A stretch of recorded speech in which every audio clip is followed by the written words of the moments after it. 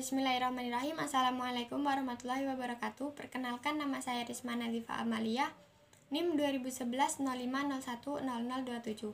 Di sini saya akan menyampaikan tanggapan saya dari video yang diberikan oleh Bapak Abdul Wadud Nafis mengenai pengantar ilmu ekonomi makro. Ekonomi berasal dari bahasa Yunani yaitu oikos dan nomos. Oikos artinya rumah dan nomos artinya aturan, tatanan, peraturan, dan hukum. Jika keduanya digabungkan, oikos nomos artinya pengelolaan atau manajemen rumah tangga. Definisi ilmu ekonomi menurut Adam Smith, yaitu sebuah cabang ilmu yang membahas dan mempelajari tentang tingkah laku manusia dalam usahanya untuk mengalokasikan atau mengolah segala sumber daya yang memiliki batasan penggunaan untuk mencapai sebuah tujuan tertentu. Nah, pembagian ilmu ekonomi.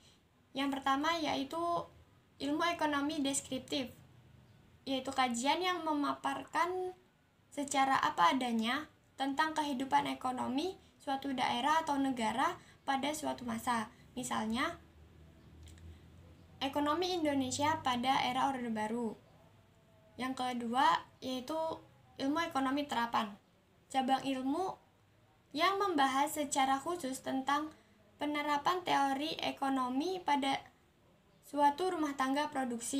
Yang ketiga, ilmu ekonomi teori, yaitu ilmu ekonomi yang membahas gejala-gejala yang timbul sebagai akibat perbuatan manusia dalam usahanya meningkatkan kesejahteraan masyarakat. Selanjutnya, ilmu ekonomi teori terbagi menjadi dua, yaitu ekonomi mikro, yaitu ilmu ekonomi yang mempelajari konsumen dan perusahaan serta penentuan harga-harga pasar dan kuantitas faktor input barang dan jasa yang diperjualbelikan. Yang kedua, ekonomi makro, yaitu studi tentang ekonomi secara keseluruhan. Ekonomi makro menjelaskan perubahan ekonomi yang mempengaruhi banyak masyarakat, perusahaan, dan pasar. Konsep dasar ekonomi makro. Yang pertama, pendapatan dan pengeluaran.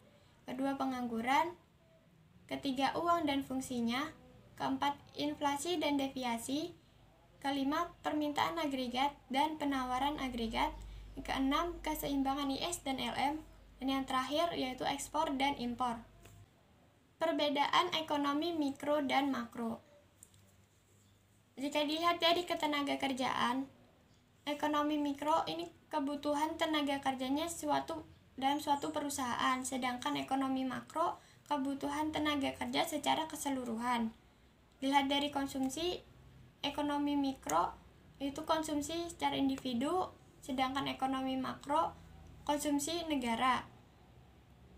Dilihat dari produksi, ekonomi mikro jumlah produksi suatu perusahaan, sedangkan ekonomi makro jumlah produksi nasional. Dilihat dari harga,